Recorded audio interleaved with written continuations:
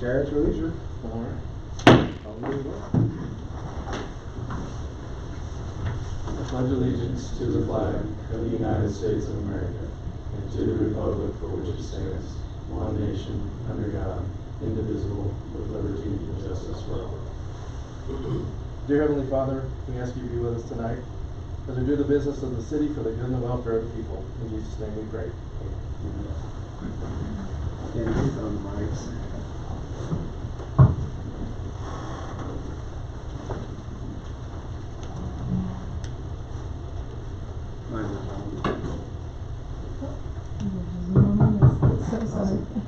Thank you. All right, this will be item C. This is approval agenda. So we're going to ask the Planning Commission to remove item F.2, which is a strategic growth zone, from the agenda if they want to, and then approve the agenda for November 10th, 2025. F2 is, like I said, strategic growth zone. There was some concern among some of the council members about the possibility of discussing a strategic growth zone, since we just had 2 new council members be elected.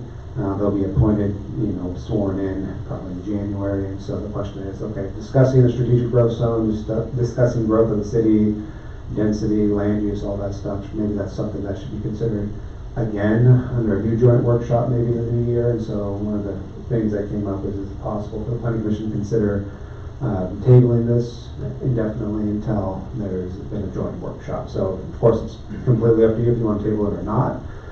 There's no pressure either way. If you do want to table it, then you would simply just say the chair can make a motion or ask for a second, and just say, or if anybody else wants to make a motion in a second to remove F2 from the agenda and then approve the agenda. So at that point, I'll leave it up to you. Make a motion to approve the agenda removing item F2, strategic growth zone. And I will second. All in favor? Aye. Aye. Any opposed? Aye. Very good. With that, I'll skip over F2 when it comes up, but we'll go ahead and go to citizens' comment. So anybody at this point is allowed to speak. They're allowed 3 minutes. State their first and last name, where they reside, and Mr. Chair, at this point, you can open citizens' comments. All right, we'll open citizens' comments. Very good. Anybody speak? All right, we'll close citizens' comments. All right, citizens' comments are closed. This is item E, the consent agenda. This is approved the minutes for E1, which we just as a review is October 14th. We got a John Wapnow rezoning case, zone number 25-4, site plan for the Hopper Mini Storage, and the site plan for Taco TJ, the new building.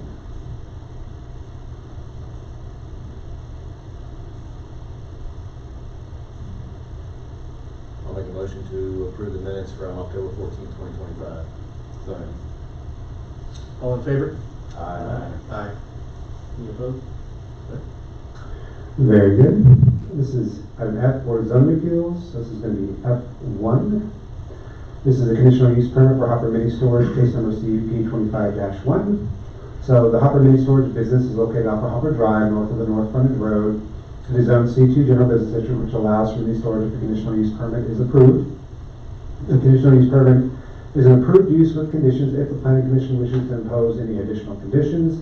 In searching through the city records, the community development director, me myself, could not find recorded CUP for this property, indicating it was most likely grandfathered in. In 2020, the community development director brought a site plan for the Planning Commission for the storage unit, which was approved by the community development director, but failed to review for a valid CUP on file. Mr. James Hopper would like to place another storage unit on the site, and the community development director, me myself, felt it was appropriate to require CUP to be on file prior to consideration of the site plan for another unit. So the Planning Commission did approve the site plan. This is the conditional use permit. That site plan was approved contingent upon an approval of the conditional use permit. And so with publication requirements and whatnot, it's being considered today. So these are the standards that the Planning Commission has to review for considering a conditional use permit. At any time you have any questions about it, feel free to ask me. So the board may grant conditional use when it makes specific written findings of fact based upon particular evidence presented to it at its hearing, which supports conclusions that the proposed conditional use complies with all applicable regulations, including lot size requirements, bulk regulations, use limitations, and performance standards, unless the concurrent application is in process for a variance. So Article 4109.C6 states that the mini storage facilities can exist with conditional use. The site plan has been submitted showing the conformance to the bulk regulations, which you guys saw on the October 14th meeting. The proposed conditional use will not cause substantial injury to the value of other properties in the neighborhood. This is a continuation, purple is my answers to the questions. This is a continuation of existing use. In reviewing the historic valuation of the property's abutting location, there is no indication of evaluation. I'm not sure how people would ever answer that question without going through a deep dive of the analytics. So I did do a deep dive of the analytics. But I'm not sure how they would have answered that in the past. Anyway, these are all the properties that are abutting Hopper Mini Storage. And as you can see over time, this is 2015 to 2025. This is the appraised value. And as you can see, this dash line is just a linear extension of this dotted line, which is the highest value property that's abutting the Hopper Mini Storage. And it's got an upward trend. In fact, when we approved that additional unit, there was no evaluation of the additional property abutting it. So I don't see any negative impact on the appraised values of the abutting properties for Hopper Mini Storage. Like I said, I'm not sure how they would have answered that in the past. But the location, size of the conditional use, nature, and intensity of operation involved in or conducted in connection with, and the location of site with respect to streets given access to are such that the conditional use will not dominate the immediate neighborhood so as to prevent development and use of neighboring property in accordance with the applicable zoning district regulations. And determining whether the conditional use will still dominate the immediate neighborhood, consideration shall be given to the location, nature, size, height of buildings, structures, walls, fences on the site, the nature mix and the landscaping screening on the site. So the development is a continuation, as mentioned, of the existing use abutting the frontage road along other commercial uses with the exception of the church, and then to the north they had residential properties. But there was some screening, and they did have screening on the north side, and they did have chain link fence on the west side separating them from the church. But it is a continuation, and the intensity of it is such that they're adding an additional building, but that additional building is not greater than some of the existing buildings that are already on site. Off-street parking and loading areas will be provided in accordance with standards set forth in Article 5 of these regulations. Such areas will be screened from adjoining residential uses and located such protect such residential uses from injurious effects. So the additional unit is to the west and they're located behind the existing buildings. Beyond the future unit is a church. Trees are currently in use to the north and the east. Adequate utility drainage and other such necessary facilities have been installed or will be provided by planning, dedications, or guarantees, and utilities are already in existence. So we already know this is an existing use. They already have roads, sewer, water. This is just an additional building. It's not the introduction of a completely new land use. Adequate access roads, entrance and exit drives, and or access controls available will be provided by planning, dedications, or guarantees that shall be designed to prevent traffic hazards and minimize traffic congestion in public streets and roads. So they currently dumps onto the north frontage road right now, and so there will just be a continuation of that. So roads are currently in place and egress is readily provided. So there's small publication cost of the public hearing notice. It's legally approved as a form. It is recommended the planning commission have planning commission chair both open the public hearing, receive comments, close the public hearing, and approve the conditional use permit case number CUP 25-1. So at this point, Mr. Chair, you can open the public hearing. Okay, we'll open the public hearing. All right, very good. You're welcome to talk if you want.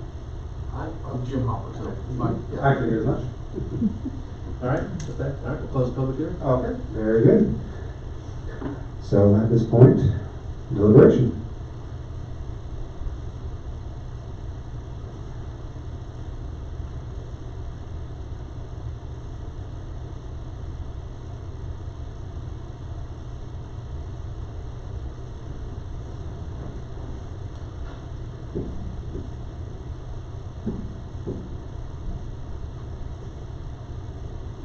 Anybody?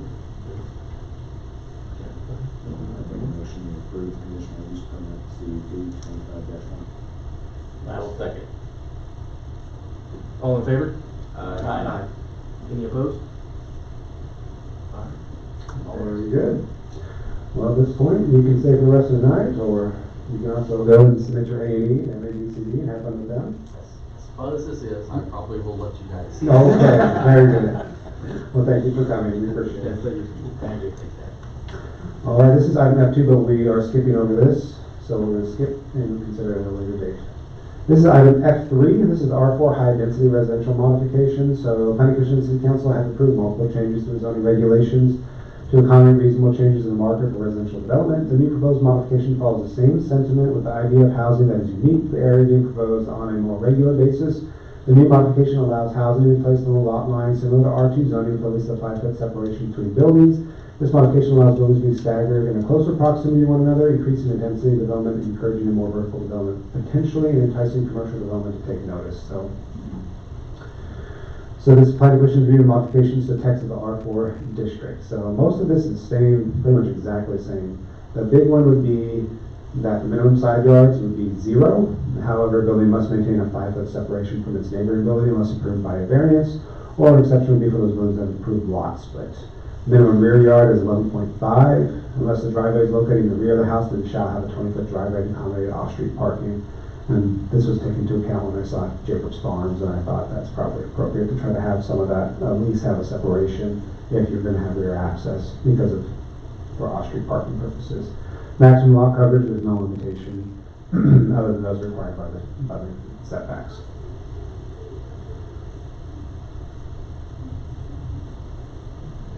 There's small publication costs for the public hearing. Legally it's approved as a form. It is recommended that the planning commission both one, open the public hearing, receive comments, close the public hearing, and approve modifications to Article 4.107 of the zoning regulations. So, Mr. Chair, at this point, you can open the public hearing.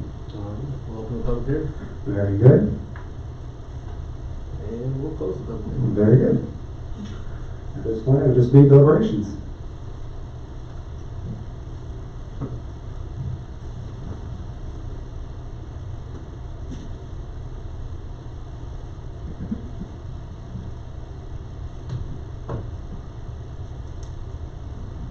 How widespread is R4 used around town? You know, a lot of Let areas me that- jump ahead. That's a good question. Let me jump ahead. I have a map for a different item. Here you go. So R4 would be kind of the more dark brown. You can see it right here. So here's, excuse me, is that right? Yeah, R4 is here. We have R4 here. We have an R4 here. Actually, you never really know when you do a presentation if the colors will get washed out as much, but technically there's supposed to be a difference between the orange here, which is the R2, and the R4. But it's probably about 10% of our residential. So 10% of the residential zoning is probably R4. We found that actually, the hope is always that if you have a new zoning classification that gets adopted, it actually gets used, and so we're pretty happy that it's actually being utilized. So that's been nice. R3 is it's just kind of interesting. Like when you notice these things as you progress, but R3 has never really been something that everybody's wanted. They jumped from R2 to R4. Like they just jumped right over R3, and that's come up a lot. And that's just kind of interesting. We did have an R3 at one point when we were doing the 3-plex back in 2019. The gentleman wanted to do a 5-plex, and there was some contention. We went through the rezoning, and R3 is one of the only zoning classifications we have that sets a minimum square footage requirement for dwelling units. And so R3 says, hey, you have to have a minimum, I think, of 3,000 square feet per dwelling unit. And it's the only zoning classification that has that in our subdivision regulations. And the rest of them don't have that. R1A has a square footage requirement for the building, but not for the lot. They have a minimum for the lot. But R3 says, hey, if you have one dwelling unit, you'd have at least 3,000. If you have 2, you'd have 6. If you have 3, you'd have 9. And so that was kind of interesting. So we created R4 with no limitation in terms of how many dwelling units you could put on there. And it's been used quite frequently to try to introduce different types of housing, which has been really interesting. But R3 doesn't really come up anymore. It's almost an obsolete zoning. I couldn't tell you an exact percentage, but I want to say it's around 10%.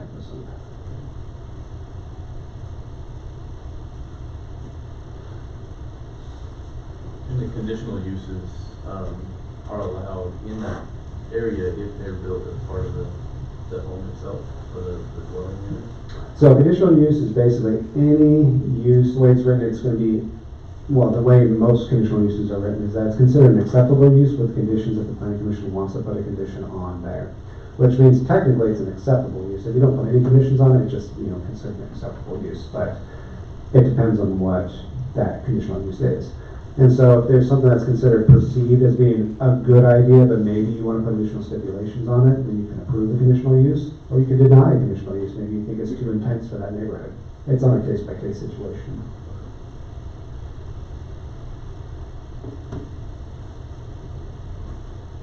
For example, there one of those R4s is right at the corner of 183rd and Maple. Yeah. So theoretically, they could do a conditional permit for another coffee shop there, right? Yeah, conditional use would mean that they could do another, potentially for a coffee shop. And so but then of course, you guys would see it, I think for we're down to what, 3 now, so.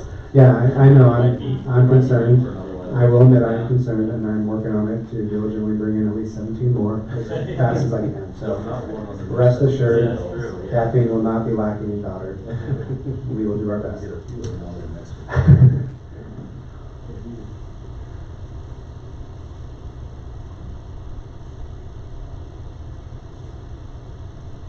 Anything from this side of the room? No? I'll make a motion to approve the modifications to Article 4.107 of the zoning regulations. Second. All in favor? Aye. Aye. Any opposed? Alright. Very good. This is item F4. This is the overlay district for the US 5496 bypass. So the city recognizes that partnering with stakeholders and the state, county, and local government is essential for the US 5496 bypass, which I'll hereinafter refer to as simply the bypass. To reach completion, in order to participate further beyond monetary contributions to the right-of-way acquisition, city's asking the planning commission and the city council consider adopting an overlay district in the zoning regulations and official zoning map, outlining the area impacted by the bypass. This overlay district will have the same scope and implementation as Wichita's overlay district, in that any development proposing to build in or next to the bypass will have to go through a more rigorous review before approval. The planning commission is reviewing adding an overlay district to Article 4 that outlines the proposed corridor improvements and adds an additional layer of review. So this is just a portion of the bypass, I will say. But this is a 150-foot buffer around the center line of the existing KDOT designed bypass, which would be from 54 running all the way up to 96, if you can imagine. And the bypass has been in talks since, I want to say, in the early 90s. So obviously it's ongoing, and it may never happen, and it may happen. And so questions about zoning, and land use restrictions, and the legality, and how do you implement an overlay district without creating undue burden economically on the property owners. And so the way this overlay district has been drafted, it's very much a copy and paste of what the county has with some modifications. One very key modification, I'm gonna jump ahead, is right here. Under subsection E, the zoning administrator, being myself, can terminate the conditions imposed by the ordinance if the property involved is no longer contained within the designated district. Basically, and Robert Quicken, our attorneys, is saying if KDOT says it doesn't need the land, then it can be unrestricted. And that's interesting, because when you read the ordinance as drafted, like I said, it's a mimicry of the county. I had some concerns, because that would mean the way it's drafted, no building permits can be issued inside of this yellow line. And that theoretically, if somebody platted this whole section over here, and they have lots 1, 2, 3, 4, 5, 6, 7, they're crossing this yellow line, all those lots could not have any building permits issued on it. And so, in that concern, obviously, we want more building, we want more growth. I reached out to attorneys who were talking about it, and they thought, according to our attorney, at least one of them, that it's somewhat of a tacit recognition that if the state does not buy the land, they are implying that they don't care about the land that's in that district, basically. Like, I'm not interested in it. And if that happens, and the state's like, we're not buying it, then we can say, this yellow, if it's, let's say it's this lot, is no longer in effect, and we can remove it from the zoning map. That's kind of a way of trying to protect us from what we consider a taking, which in land use parlance is basically illegal. Like, it'd be like if I said, you can't do anything with your land because we think there's going to be a freeway at some point. By state law, that's a taking, which means we would have to pay you for restricting your economic potential. And so to avoid that, we say, hey, KDOT, do you want to buy it or not? And if KDOT says no, then we go, okay, well then this is no longer in that district. That way, if that property owner says, you're restricting my economic potential, we're like, no, we're not. KDOT says they don't want it, you guys can do whatever you want with it. So that kind of gives us a way of circumnavigating this. Another thing about this is that it shows the state, so we're kind of playing both sides. We're both saying, hey state, we're on your side. Do you want to buy the land? Do you want to compensate the property owner? Do you want to compensate the developer who buys the land? So that kind of forces the state to make a decision. But it also, we play the other side, because then we say, hey, Mr. Property Owner, like if the state doesn't want to pay you, we're not going to restrict your economic potential.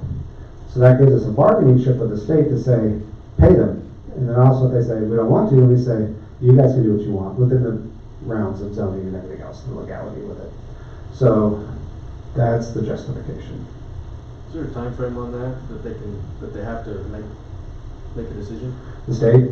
No. They don't, there's a lot of conversation going back and forth. Every time I talk to the state, I talk with the right-of-way acquisition supervisor, and usually he's the one who's most attuned to how much land they have, how much money they have, how much they have left to buy. And they don't feel like there's a real rush.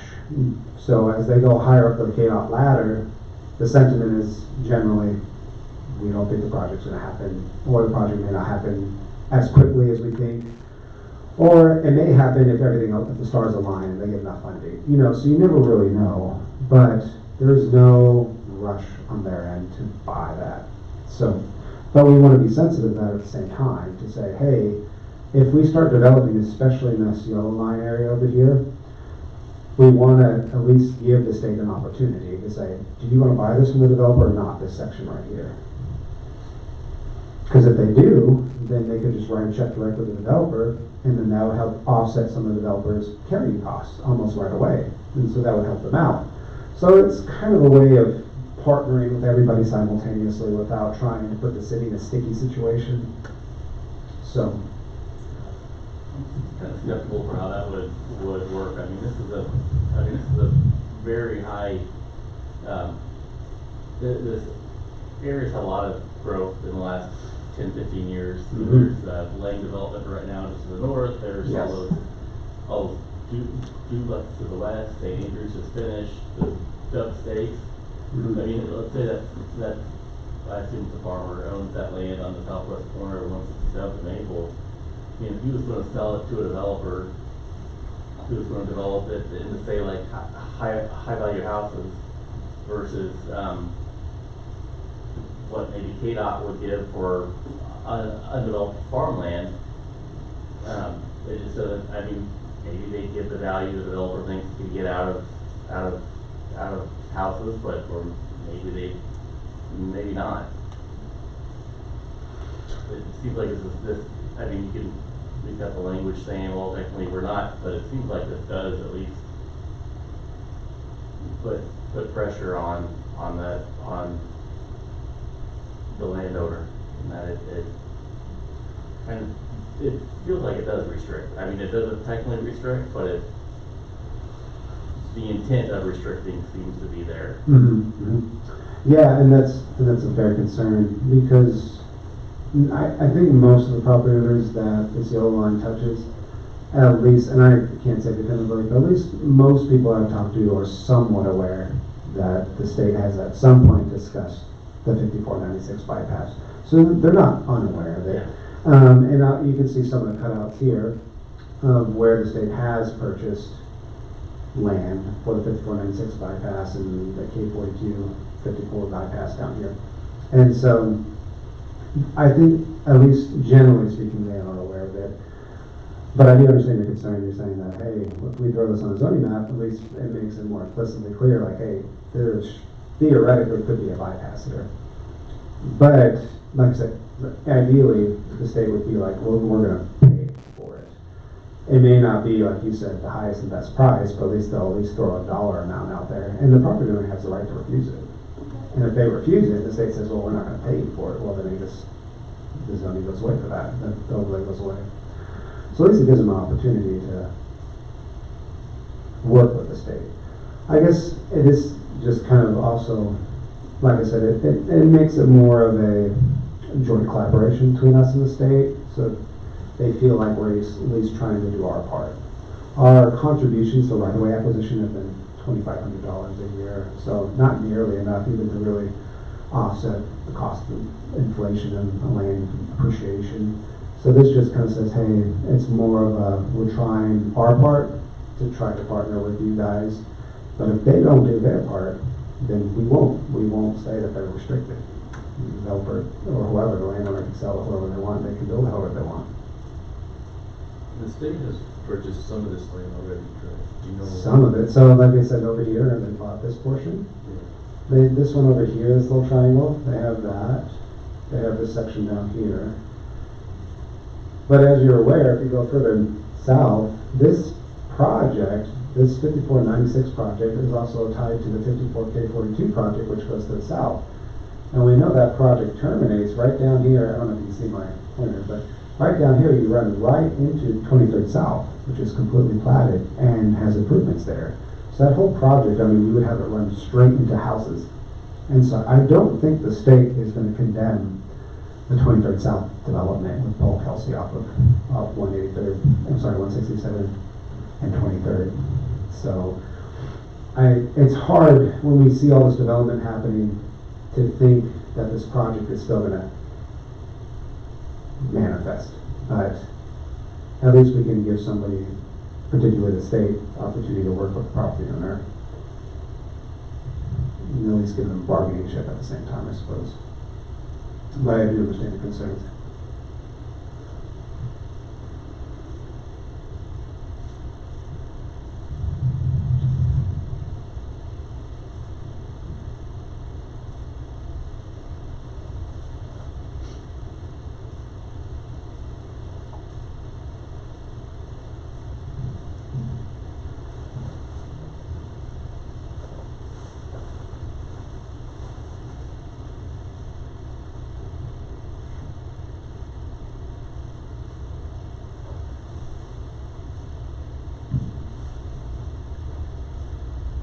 We need to open the public hearing and close the public hearing to be official. Yep. So, you guessed it.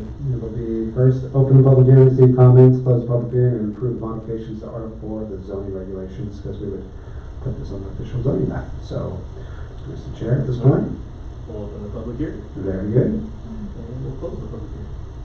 Unless you have, Did you guys want to talk about this at all? nobody's running up, so.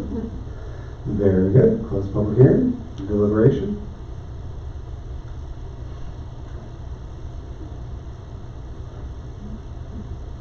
There's language in here about, no property within the district shall be devoted to any use, including agricultural use requiring a permit, other than those uses of when it was established. Any new use, but allowed by right of underlying zoning, blah, blah, blah, shall be allowed only after the proposed new use has been approved as provided for in the section. It just seems like this is restricting, the state wants the land, they can buy at any point. I don't think it's right to take somebody's land. I mean, this is taking existing land that's R1 and adding additional restrictions to it, for a potential future use that none of us know if it's going to be there or not.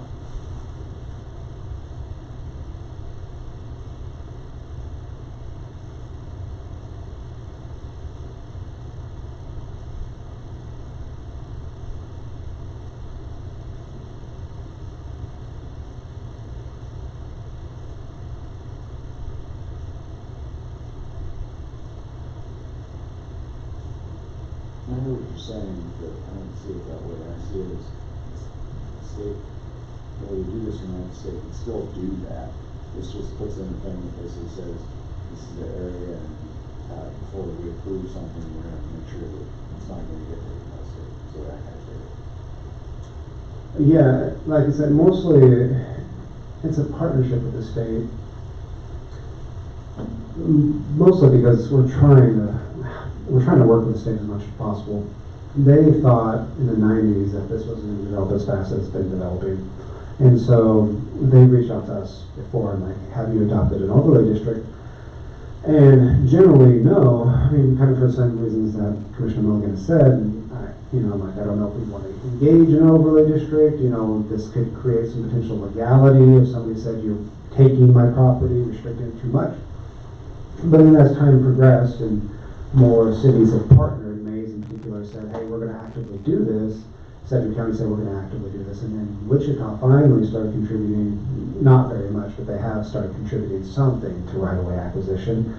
We said, okay, if we show that we are a good partner in that we are trying to outline where the bypass would be, to at least let the state know that, hey, and any potential buyers, that the state could potentially buy that yellow section from them, then at least we've done our part to say that we're trying to show everybody. We're not trying to, first of all, hide anything. It's right there. There's the overlay district.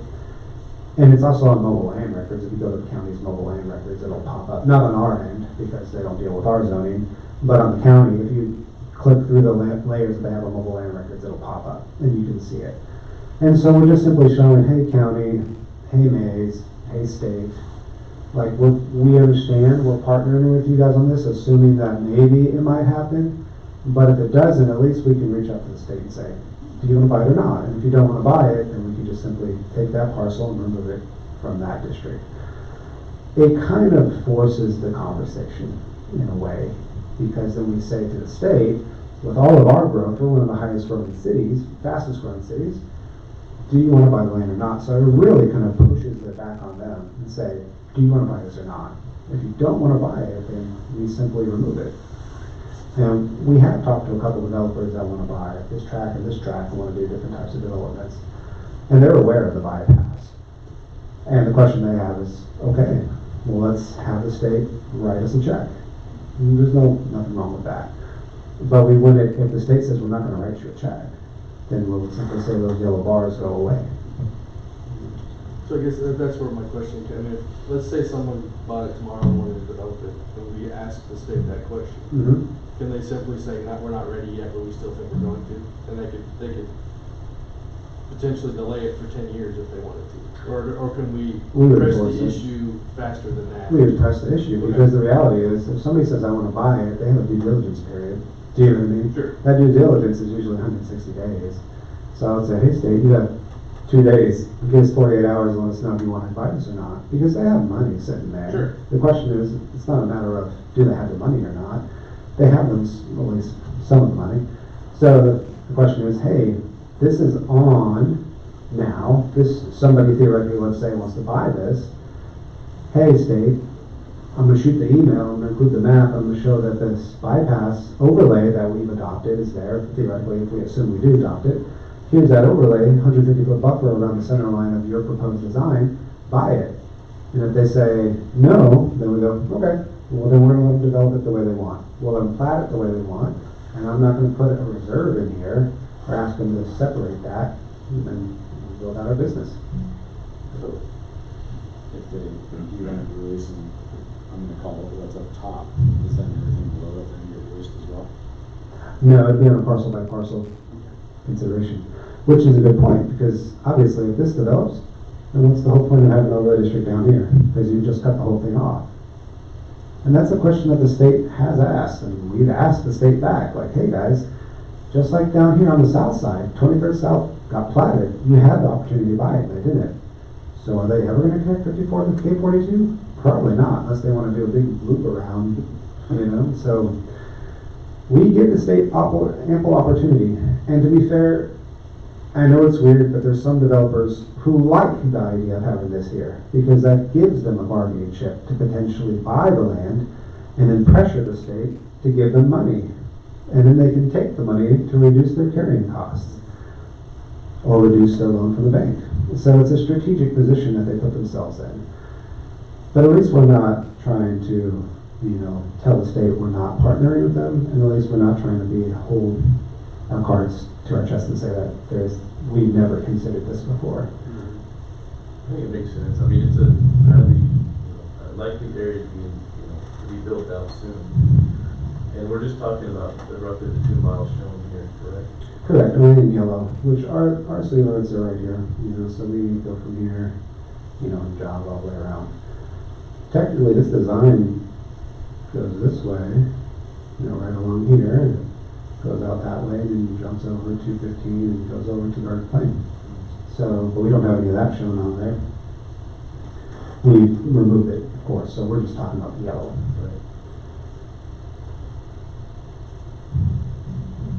Now, if the state does, let's say somebody does buy that, they want to develop it, goes through the process, state says no, is the state done? I mean, they can't come back 10 years later and say, The state is a government, so they're technically never done.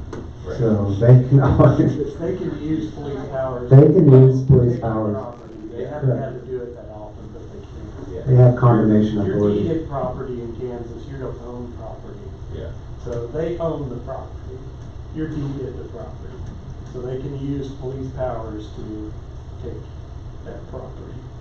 So they're never done. But the thing is, for them to do condemnation, they would need to have a timeline. There has to be a process. They have to show the courts that they condemn your property without your will. Just like if we condemn your property without your will, we have to show the courts why we're doing it. It has to be a public good. And usually you have to give a timeline and show the reasoning behind the rationale. They don't have a timeline.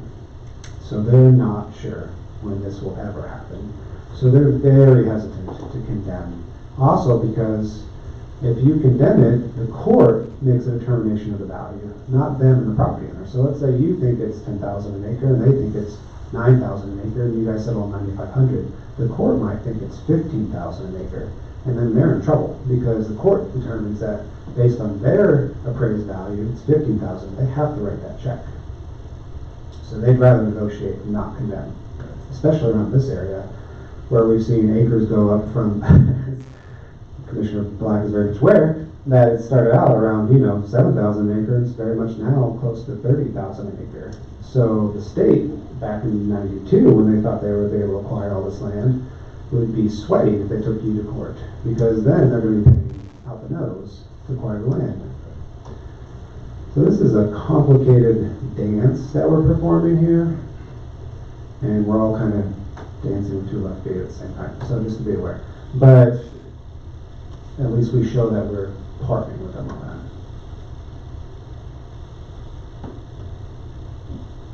These are all good questions. Feel free to ask as much as you want.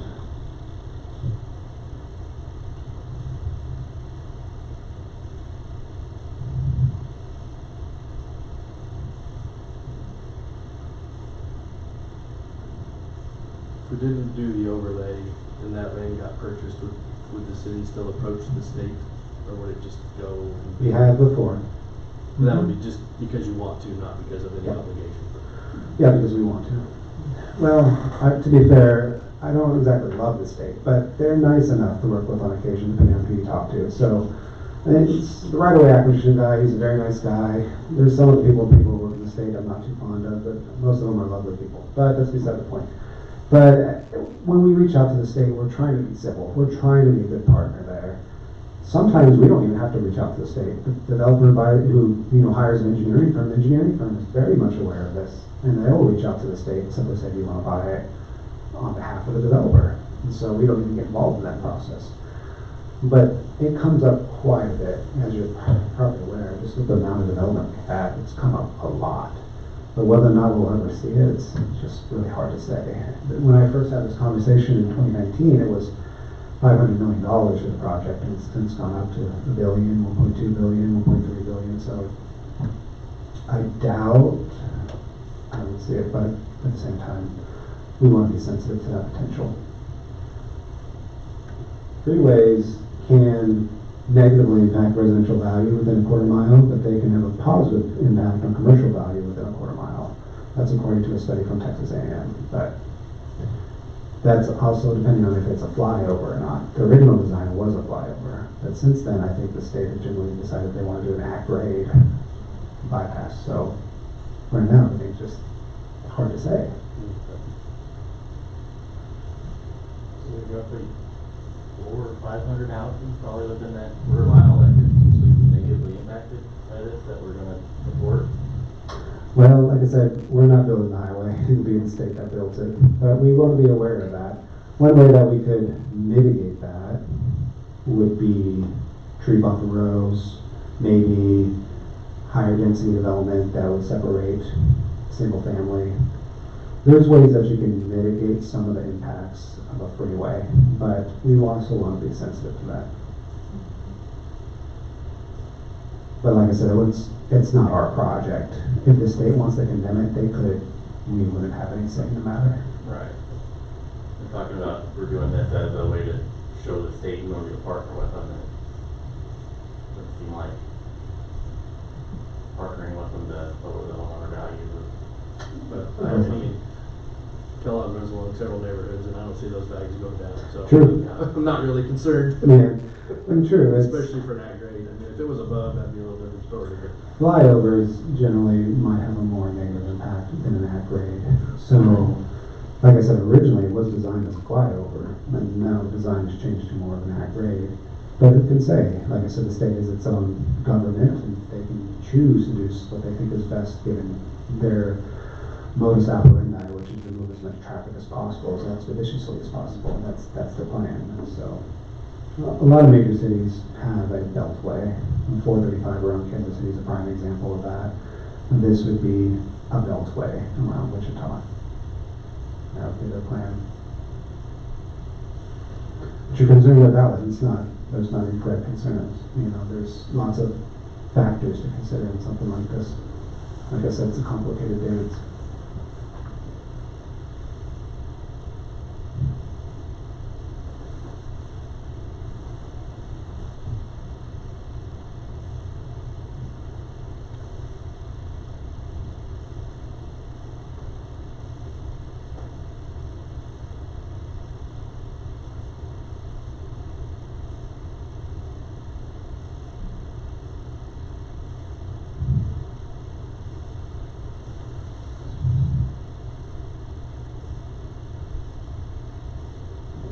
I think I'm looking for a motion.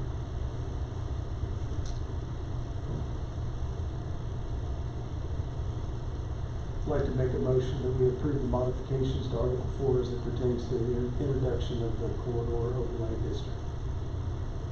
Second. All in favor? Aye. Any opposed? Aye? Say aye or no? Exactly. Aye. You can say nay if you want to. as Nay. well. So that'll be 5-1. So that motion passes and will be considered. Everything you're seeing today, with the exception of the conditional use permit, has to be approved by City Council as the final consideration. This is item F5. So this is to remove R1B, which is a low-density, single-family residential district. So as the city grows, the cost of a new proposed development is reviewed in terms of long-term maintenance of the infrastructure compared to the cash flow. Higher density developments are generally seen as more positive for cash flow, with lower density being seen as more cost prohibitive, unless the development has a higher value homes typically exceeding $650,000. The R1B zoning classification is considered a floating zoning classification, meaning it is not applied to any existing lots at the moment. This means that removing it will not adversely affect any properties, rendering them potentially non-conforming. The city would like to add new zoning classifications as it grows, and to avoid unnecessary text, city staff would like to remove this classification entirely. So the planning commission is considering removing the R1B zoning classification from subdivision regulations. Floating classification, which is not currently in use. Low density classification, not conducive to long-term economic growth. And new zoning classification is being introduced with the city not desiring to have unnecessary verbiage that is not actively applied. So here's that zoning map again. As you can see, we do have R1A, which is that light blue, but we don't have R1B. But R1B is in the subdivision regulations, it's just not applied anywhere over here. It's going to be R1, it's going to be R2, R3, R4, PUD, I1, C1, C2, and so there's no R1B.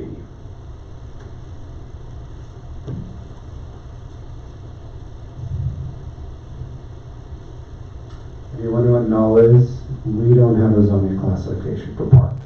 So this dashed hatched line over here is null. That's linear park. Means Park is R1. At some point it was zoned before it became a park. Linear Park, which is part of the Prairie Land Travelers, which was is kind of gifted to the city, but still technically is owned by Prairie Land Partners, has no zoning classification. So it's no man's land. So there's no zoning for that one. That's why it's null.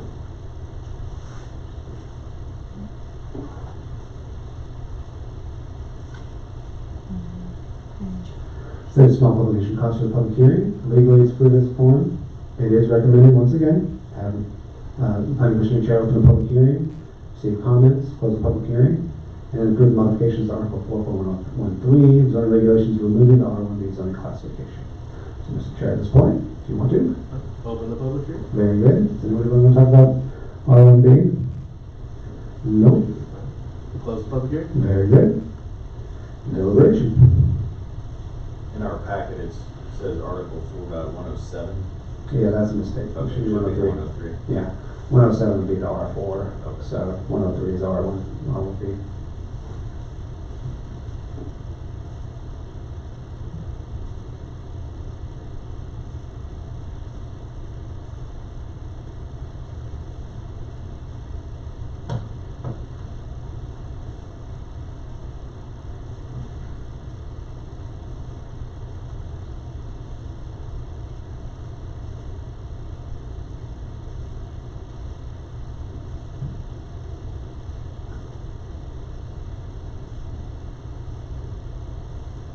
Okay. Alright, we look for a motion. I'll make a motion to approve the modification to Article 4.103 of the zoning regulations removing the R1B zoning classification. All in favor? Aye. Aye. Any opposed? Very good. This is item F6. This is requirements for emergency warning systems or emergency warning sirens. So in the past, the county used to partner with the city in requiring developers to install emergency sirens if it was determined that the new development would not be able to hear existing sirens due to their distance or lack of proximity to the sirens. Recently, over the last several years, the county has worked directly with the city instead of working with developers, requesting the city and Public Works to partner with them on putting up the sirens. And so, in the most recent placement of sirens for emergency warning systems, the city worked with the county to find locations on city-owned land instead of working with developers on private land to put up the sirens, instead of requiring a third party to consider privately placing them. So the Planning Commission is reviewing the possibility of removing the requirements for emergency sirens from the subdivision regulations. The county works with the city directly and doesn't require developers to place them anymore. So when I reached out to the county, I said, hey, we have this in our subdivision regulations. Is this something that we should be considering? And this came up in 2020. And they said, no, we just would prefer to work with you guys instead because, one, developers want to have money for the siren because it offsets a potential lot, and so then they lose money. So they'd rather work with the city directly. So the last time we placed the sirens, we placed one over the Public Works, the North Park, and we placed one over the Public Works area over by their old shop. Kind of right there. And so this one is over at Maple Village, which is right over here.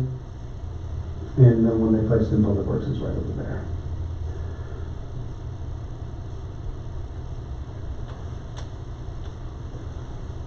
So there's a small publication cost for the public hearing notice, and legally it's approved as a form. It is recommended the planning commission chair have the planning commission, have the planning commission chair open the public hearing, receive comments, close the public hearing, and approve the modifications to Article 12.131G, removing the requirements of the emergency warning system from the subdivision regulations, because we will just simply work with the county ourselves. All right, we'll open the public hearing. And we'll close the public hearing. Very good. So section G, just go away? Yes. Okay. Yep, we just simply remove it. Yeah, it's interesting because they give us this data, so you can actually see where the sirens are. And so, like I said, when I reached out to the county, because they have a proximity radius, you can put a little buffer around it and see what's being impacted by the siren, does it make sense or not. And so, when I reached out to the county, they're like, well, we prefer just to work with the city and Public Works as opposed to working with the developer and having to pay to place a siren, which makes sense. So.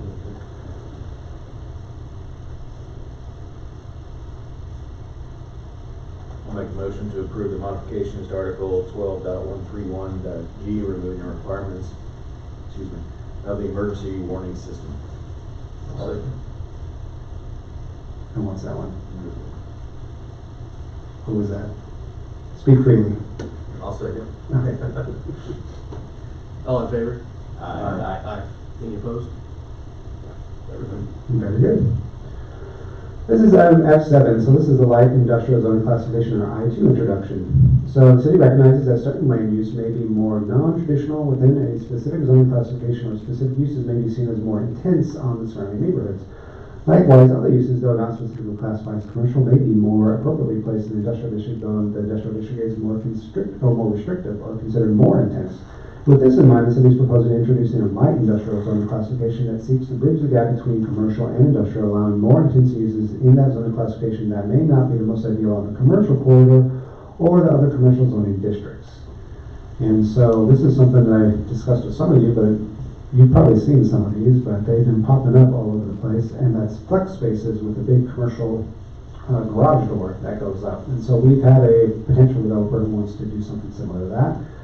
And the question about zoning came up, and we thought, well, in theory, maybe they could do it on commercial, or maybe they should do it with industrial. But if you rezone something as industrial, it sounds daunting. Like, what are you doing? What are you doing? Textile manufacturing over there? What's it supposed to be?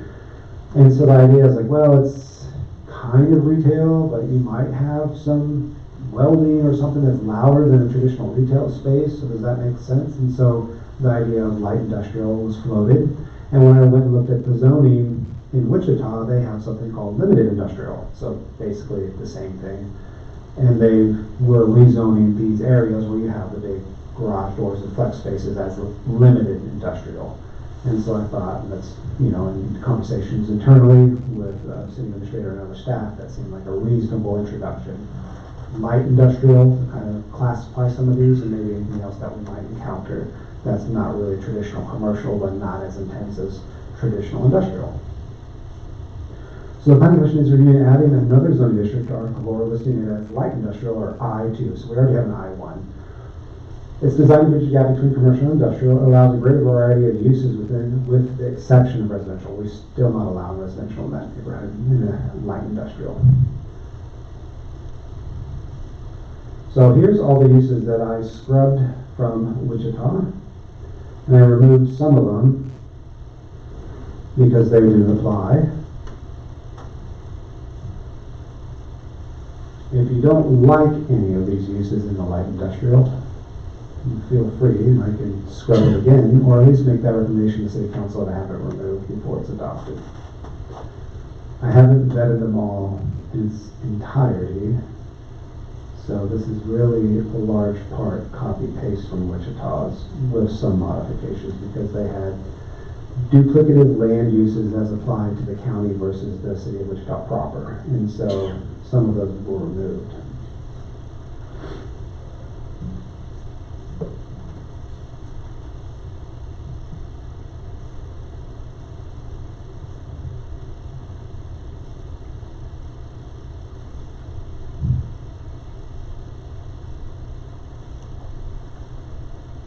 So, this is kind of confusing here. So we have to get some clarity. But, because the list seems like, when you first explained it to me, I kind of understood what you're saying. Then I saw the list and I'm like, well, there's like a lot of stuff. Mm-hmm. So that's what, like, funeral home. Where would you use a light industrial versus just an industrial for a funeral home? I mean, you could consider, theoretically, you probably could put a funeral home in an industrial district. I don't know if it's the most ideal because it still has high traffic, just general traffic, not just commercial traffic, so it's kind of a weird mix there. And like I said, this is largely a copy and paste. And so when you see that the list is large when it comes to primary uses, it's because we're casting a wide net. So this is more about being able to put industrial stuff in more of not just like over here in the industrial district, you put light stuff in something that would be mixed use more. Potentially, yeah, because a large part of it too with zoning is that proximity to one another. In theory, and like I said, this is not exactly the most exhaustive, but it is still one of the most exhaustive zoning classifications we have. In theory, if you imagine a light industrial plat and every lot has one of these uses next to it, theoretically they should be somewhat copacetic without causing too much complaint upon its partners, but you don't really know at the same time. And some of these things like a university or college, they take large swaths of land, so it's hard to say exactly how that play out. But zoning is not, as you're aware, is not the most conclusive. We use it as land use regulation, largely to manage growth and development. but it gets modified over time because that's why we have conditional use permits and special zoning and things of that nature. No. I have the same opinion, because, I mean, tell me what the advantage is to having a nursery or garden center is with light industrial versus commercial. I couldn't tell you. Yeah, I'm not sure. Some of these, I'm for the zoning, but I think this list is a little too long. Fair. No, it's fair. Like I said, it's largely scrubbed from Wichita. Right. So I'm not sure if a lot of these things we would run into. I don't know how often we're going to have a nightclub. It's hard to say. And also restaurants obviously are allowed in the commercial district, so is that redundant? I guess the question is more of a hybrid use, because you're supposed to be bleeding over from commercial into industrial, but not going full industrial and not going full commercial. So is there this allowing sort of a bleed over? Daycare is up there. So, I mean, we could scrub it and remove a lot of these land uses down. It's hard to say because when you introduce a new zoning classification, you don't know how often people are going to want to apply it. Like R4 took off really well, but we still have never used our recreational use zoning that we adopted. Never once ever used our recreational use zoning. And so it's hard to say which zoning is going to be the most applied. And that's why, even though we have this list up here, who knows what other land uses are out there that might apply for something like this. And so it's difficult. So we could simply, drop it down to like 10 items and just say everything else is a conditional use. That we can do something like that if council and planning commission is in favor of it. It's just like I said, it's hard to say if you adopt a zoning classification how it's applied and who's going to want it. And we know we have somebody potentially who wants it now, but we don't know how often it'll be applied. Well, I guess where my struggle is, back to my nursery and garden center, you have grocery stores that put lawn and garden out for the summer, Yes. and they just sell flowers, and I can see that being a light industrial, but if Brady comes to town, we're not gonna want them to be light industrial. How do we control that? Like, no, you need to be a commercial zoning, not a light industrial. Because they're gonna request what they want, Sure. and if it says it's up there, how do we tell them no? You're more of a commercial design business, you need to be a commercial zone property. It depends. If the land they buy largely, it would be contingent upon that. And if you say, hey, I don't want you to be a light industrial, you would simply deny the rezoning request. And of course, obviously, that's the city council, and they'd have to make a final determination. But if they buy land and it's commercial, and for some reason they thought they wanted it to be light industrial, there might be a reason for that. We're not 100% sure what that reason would be. Maybe they have, I don't know. I'm not sure what the reason would be. Maybe I don't know. It's hard to tell. Zoning is difficult. It's not an exact science. But if you saw something up here that you thought you'd want to strike from the light industrial, we could simply just say, approve it with the removal of this type of land use.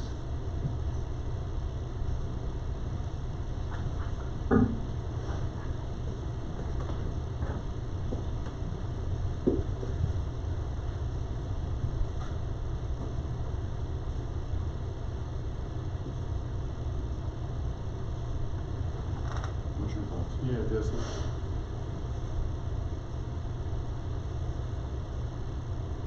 The same broad to you, or No. no? No.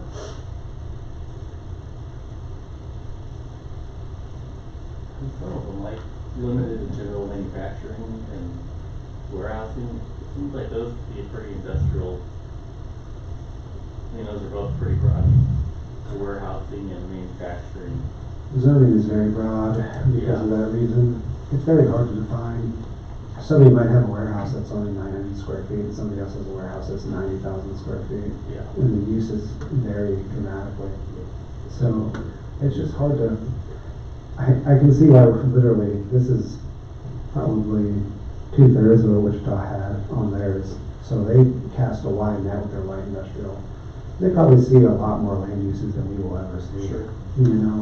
I don't know when we're going to get a microbrewery.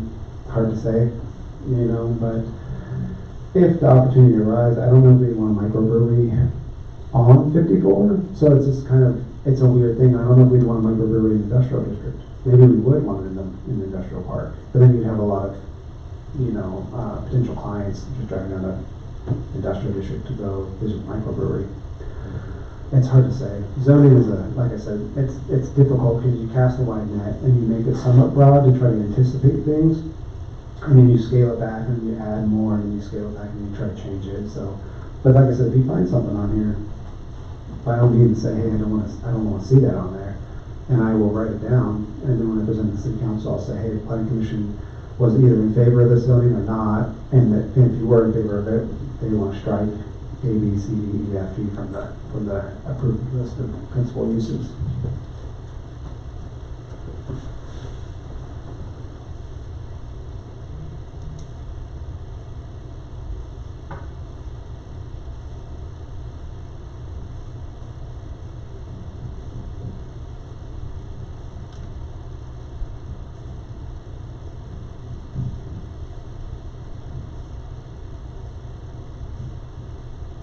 Like a daycare currently is, what is it considered?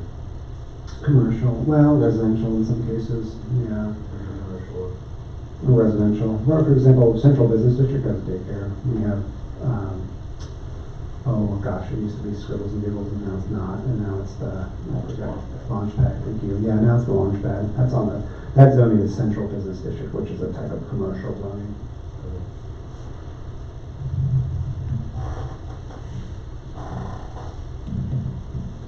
See, so this is the list from Wichita, like I'm just, like 21st of May, I mean, I can check a lot of boxes up here, things that I know, but 21st of May, so this would be, that would be an example of an I-2 zoning. I mean, is that how they have that zone? No, I don't think so. I think that is on commercial. Okay. But I'm not 100%. I have to go check it out. Like I said, they've cast a wide net, and I think largely because you might have like I said with the warehouse example, you might have a warehouse that's 900 square feet, you might have one that's 90,000 square feet. And in one case you'd be like, well, it's allowed in a commercial, so we should just allow a 90,000 square foot warehouse on the 54. And you're like, well, maybe not, you know what I mean? So then that's where the light industrial comes out. It's like, yeah, it's commercial use, but its intensity is greater than a traditional commercial district, so maybe we have this bleed over into maybe a little bit higher intensity. It's not quite industrial, but it's not quite commercial. So this is that bleed over. So yeah, it's very general in that sense, where you're like, oh, it's a warehouse, that's commercial. It's like, yeah, unless it's 100,000 square feet, and then you're like, that's not quite commercial, you know, and so then things get a little bit wishy-washy. But imagine this being a bleed over of industrial and commercial. So you will see a lot of land uses on here, like, you could just do that in the commercial district. And in all likelihood, they probably would. They'll just buy land, do a restaurant, like we're seeing right now in Taco TJ and the Goddard Galleria. They just do it general commercial. But then somebody might do a microbrewery and it stinks. Maybe it does smell a little bad. Maybe there's a lot of noise. The microbrewery I'm thinking of would be Boulevard Brewing in Kansas City. That's more of an industrial use. And so, probably wouldn't want a microbrewery on Central Business District. I mean, maybe something to do, but it depends. But. I think some of you really want one there. I don't know if we're ever going to have a freight terminal. Like I said, a lot of this is copy paste. I can't anticipate the future. So, but like I said, this is up to you guys too. So if you see something on here you're like, there's no way I want to see that in a light industrial district, just tell me and I can write it down. And when I present to city council, I say, planning commission would like to approve this contingent upon the removal of whatever, daycare, nightclub. I think for me, it's not the list that bothers me, it's the Yeah. overlap, and the 9,000 and the 90,000, and who's gonna, you know, are those conversations you're gonna have before they submit, to say, hey, you know, this size of a business would typically go here, not here, Mhm. try to push them that direction, or, Yeah. because you know, what would be frustrating for me as a business owner is if I put it in for light industrial and then they come up here and we say, no, you're really commercial, and we deny it, then they have to start over, if they choose to start over. Sure. Versus if we're upfront with them and say, you know, you're really a commercial or industrial zoning, then they only have to do it once, they're gonna still accomplish the same thing, if you will. Yes. It's That's where I'm hard. struggling, is how you juggle the Walmarts versus the Mhm. mom and pop, if you will. And that's where I was asking my question for you, how do you, or do we care? Do we need to care? You can always care, I mean, but, feel free, sorry. Well, the longer these lists are, the easier my job is. So it's hard for me to argue. I want it like 3 times longer, so then I can put whatever I want wherever I want. So it's kind of hard. Like, this is not a long list, and there are a lot of overlaps in the different zoning classifications. So, yeah, if you see one on here, like say that you don't think should be in light industrial, then scratch it. But this is not a long list. No, that's what I said, I'm not necessarily against the list, I'm just struggling with the side, how you make the determination, we want this in light industrial, we want this in industrial, without frustrating, Well, most of our properties are zoned, so they're buying a property that they already know the zoning classification of. True. And then if they want to change it to something that's a little more lenient, if they don't fall into any of this, then they're gonna come to us to ask Okay. to rezone it That to. makes So this sense. list isn't like a do or die thing, They're buying knowing that they're up against this list, Okay. so. If that helps. It does. Okay, sorry. Theoretically though, let's say somebody buys, and it's R1, and they come to us and say, hey, I want the library, and I'd like to make it an I2. Mhm. Okay, well, it's the list of use, okay, you're good to go, and Mhm. meanwhile, that owner dies, and the widow sells it to somebody, and she now wants to put a 900,000 square foot warehouse there. Mhm. Now it's zoned I2, Mhm. warehouse is listed as I2, Mhm. would there be any, would we or you or the council have any say to that, or It's a site plan, but. No. And that's where we want to be careful with rezoning, just because of that. When we rezone something, then that's right, we've given them the capability to Tap into. build any of these that are in that new zone. So this list isn't as concerning as when they come to us and they want to rezone the property. Then we need to look at the adjacent properties and see if we're having an ill effect on anybody that's adjacent. So, That's good. I hope that helps. yeah, No, You're right, absolutely. I mean, we can't, once something's zoned, it's zoned unless they want to rezone it. But yeah, you're right. And most people, when they get it zoned, the building permits follow, the site plans follow. It's rare to have somebody die Yeah. between now and then. I do say that, though I am thinking of one person who did die between now and then, but they are moving forward with what they've proposed. Their partners are, but it's rare that happens. Most people are like, hey, I want the zoning. I've already, talked to the bank. They've tentatively approved my loan. I'm ready to go. I have my collateral. I've hired, 310 architecture, whatever, and I'm ready to roll. You know what I mean? And so the zoning is because they've really thought out, generally speaking, what they want to do, and they've looked at the market. Like I said, we do have a developer right now who's looking at that, and they've really looked at the market, and they're like, this is what we want to do. We want to do something like this in Goddard right now. We want to do the zoning, but the zoning would make more sense if it was this type of zoning as opposed to a Walmart zoning or a central business district zoning.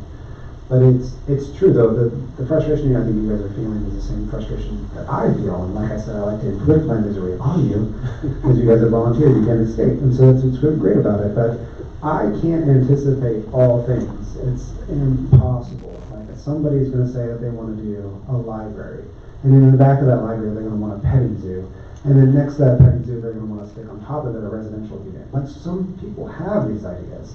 And how am I supposed to make that cohesive and play out in real life? It's like, this is tough.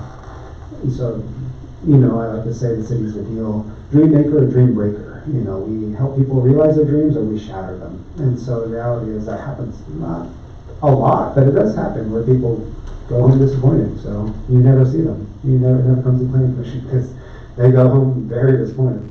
And they try again, maybe they do something else. But I can't anticipate all things, but that's why you guys are here, is that they're going to submit an application, or before they do, we talk, and like, what are you trying to accomplish here? Like, what's your vision? And then we try to help them, like, maybe I-2 is not for you, maybe you want to do commercial, maybe, it also depends on where the land is, how big is it, what's its proximity to 54, that's a big factor, is it off 54, is it on 54? If it's off 54, maybe they don't need high visibility, they can just do an I-2 and they want to do something tucked off in the corner, but it really depends, and I can't say. So all your questions and concerns are valid, and I can't tell you the future.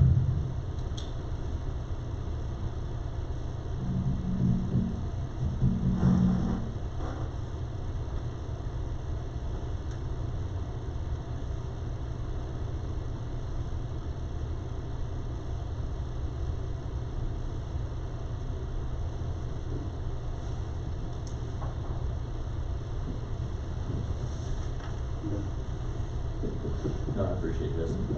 Yeah. Oh, good, good.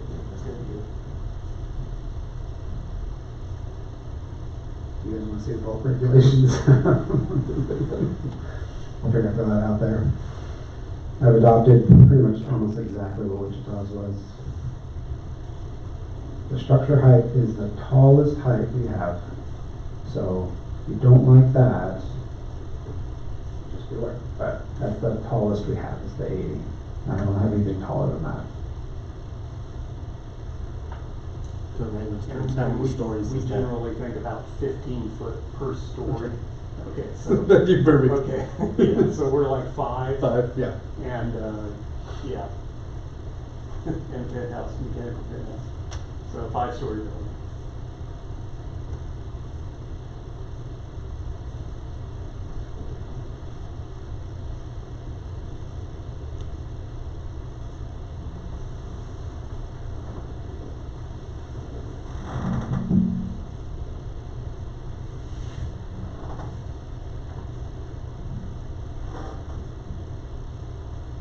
I'd like to make a motion that we approve the introduction of the light industrial zoning classification to Article 4 of the city zoning and subdivision regulations. Why don't we have the chair open the hearing first? I was gonna ask that question. Yeah, we have to have. So we'll open the public hearing. And we'll, anything? Yeah, come on up. I know you've been waiting. First and last. Could you be grateful? Strangers just walking in here.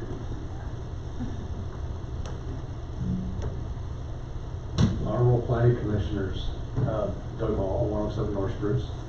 I just got a question.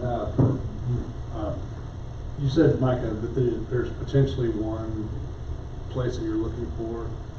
Where is that? I mean, are you allowed to? No. Okay. The other question I've got, or something that come to mind, is when we a few years back, we allowed a school to go into the industrial. So does this work both ways? Where if you're trying to put something that's Lighter. yeah, I mean, lighter into an industrial, it's zoned industrial, we put a speech school or something back in there. Is that basically why this is, does it work both ways like that, or is it just? They can, yeah. I think back in the day we adjusted the industrial, I know we put restaurant in there. We tried. We tried the bar. in theory, yeah, no, You know, back we then, opened it up. was zone industrial, but we were trying to, open it up to, A lot. different businesses that were probably more commercial than industrial. Yes, that's a good question. We don't have any rail. Rail really helps industrial. We don't have any rail. We don't have any marinas or rail or anything that really helps blow up an industrial district. And so we opened up the industrial opened up meaning that we added more acceptable uses for I-1 back in the day to try to promote more growth in that industrial park. Still have a lot of empty lots there. So, it just didn't really help it as much as we were hoping. This is mostly meant to act as a catalyst in the same way without having people go to industrial districts for lighter uses. In theory, this will actually help them use lighter uses in a more non-commercial, non-industrial way. It just kind of bridges, like I said, bridges that gap. So, but it does go both ways in that sense. So, well, I kind of think about it flowing one direction and not for the other. So if you wanted to build a lighter hazard, put a lighter hazard business in an industrial area, you can, but it's a risk of that's an industrial Yeah. area. Whereas you can't go into a residential area and put a, you know, a high hazardous industrial complex in residential areas. Yeah, So, yeah, that's good. right? Yes, so we have what's called cumulative zoning. So it tends to stagger upward, like we go upward. So like, for example, R1 is a great example. R1 is like, hey, you can only really do single family. But you go to R2, it's like, you can do a duplex, but also single family. Then you go up to R3, you can do a triplex and a duplex and single family. So we have what's called cumulative zoning where it trickles upward. So That's a better way to explain it. It's yeah. better, it's mostly like you're going this way, as opposed to like, well, I'm just gonna kind of do this ladder movement up and down, up and down. It's meant to, like I said, be a bridging the gap between more of a heavier industrial and commercial. So it's more of an upward trajectory as opposed to being like, I wanna go put, and maybe if I'm answering your question. It's a little more limiting than full industrial. Yeah, well, But you can full still- industrial is supposed to be like a slaughterhouse. Technically, streets shouldn't be in our central business district, it should be in our industrial district, right? In theory. That's not really a light industrial use, it's kind of more, like if you wanted a Tyson manufacturing plant, you would have that be heavy industrial, you wouldn't have it in light industrial. It's supposed to be like compounding intensities as it goes up. Did that help? Yeah. Good. Anything else? You know, with that. Questions? Pretty much. Yeah. I mean, You're not gonna put a house in a. yeah, there are some restrictions Sure. to live, Right. sleeping units in industrial. That's Right, kind of a right. hard thing maybe to pass, but. Yeah, and I'm not asking In you theory, guys to you get can past put lighter that. in a heavier Right. zoned area, so, yeah. Yeah. It just doesn't work the other way. Right. Yeah. Yeah, we're not having residential Sure. or industrial. Yeah. There's just too many questions there that make it weird. So that's why the use limitation is no residential and industrial. Just like our current industrial is no residential and industrial, so. It's just way too many issues when that comes up. Going once? I just wanted to, Come on up, if you have a question. well, I don't know, Hey, I don't know if I'm yeah, gonna, I don't know if I'm gonna ask First the and right last question. name. Okay, currently we have an industrial park, correct? Crystal Hall, 107 North Spruce. Yes, we do. And so this zoning, I2, is this like, can be anywhere in our city? Or does it have to butt up to the existing industrial? No, it's up to you guys, that's where. So they- How does this particular zoning work in terms of the city limits of Goddard? We have an industrial park area, right? And then would this meld into that, or they can just, whoever wants this zoning can build wherever they want? In our- Well, they can request to have their property rezoned. They could rezone to this anywhere, Yeah, just like any other any zoning. property. Okay, Just like you can rezone with the current industrial we have anywhere. right, but not residential, right? A residential person couldn't rezone their property to I2, or they could?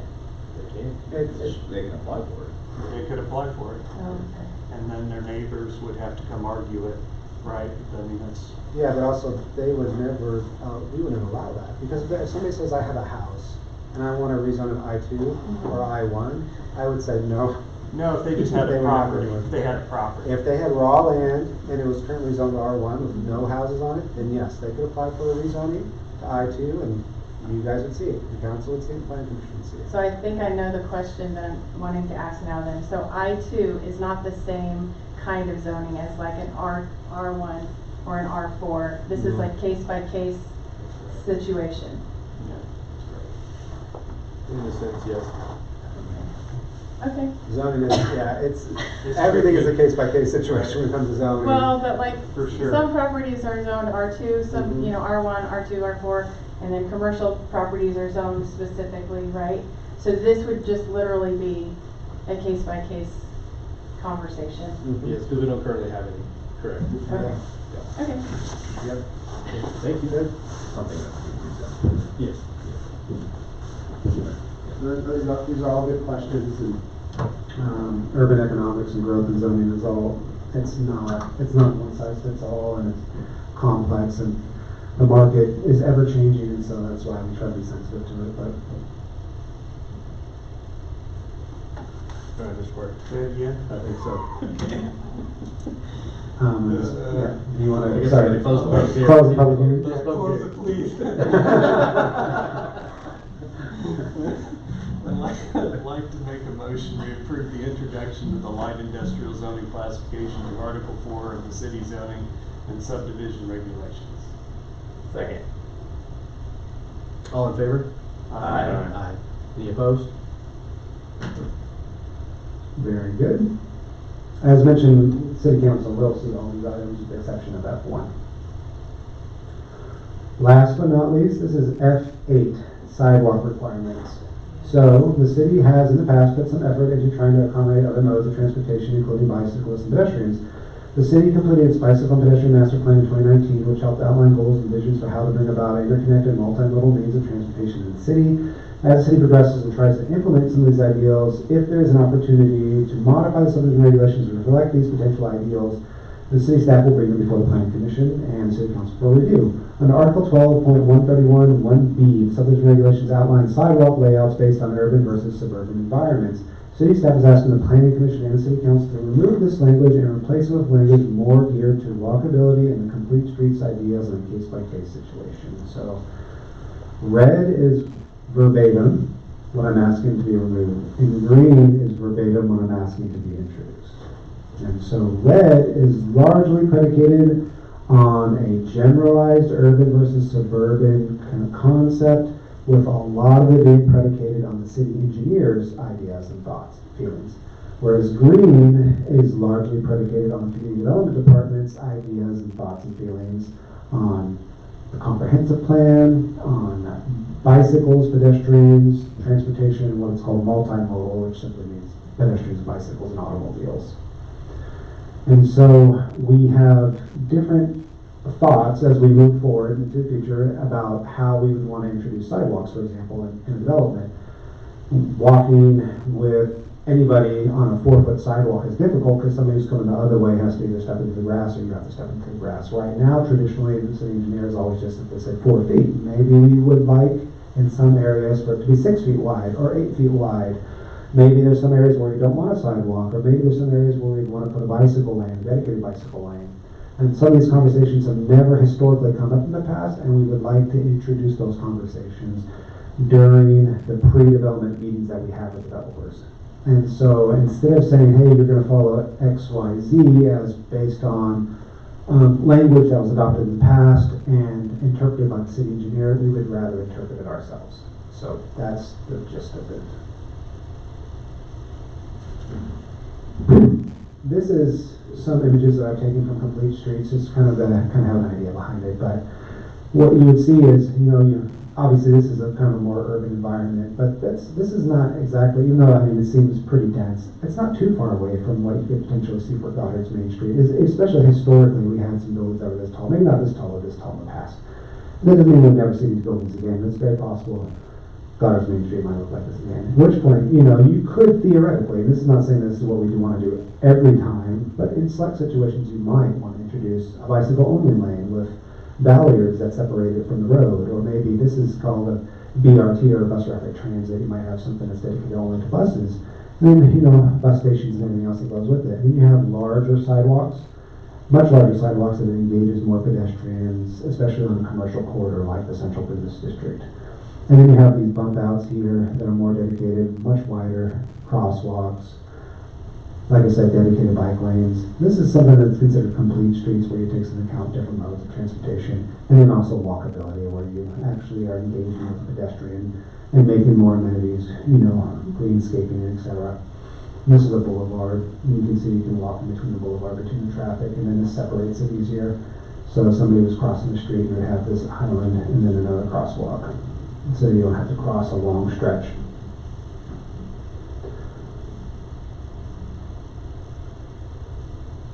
There's small publication costs for the public hearing notice. It's legally approved as a form. It is recommended the planning commission have the planning commission chair open the public hearing, receive comments, close the public hearing, approve modifications to Article 12, 131, 1B, as pertains to the introduction of sidewalks and redevelopments. So I think 131, 1B, that's the same one that I had last time too. Maybe not. G. G. Okay, good. This is B. Good. Good. 131, 1B. All right, we'll open the public hearing. No, others? All right, we'll close the public hearing.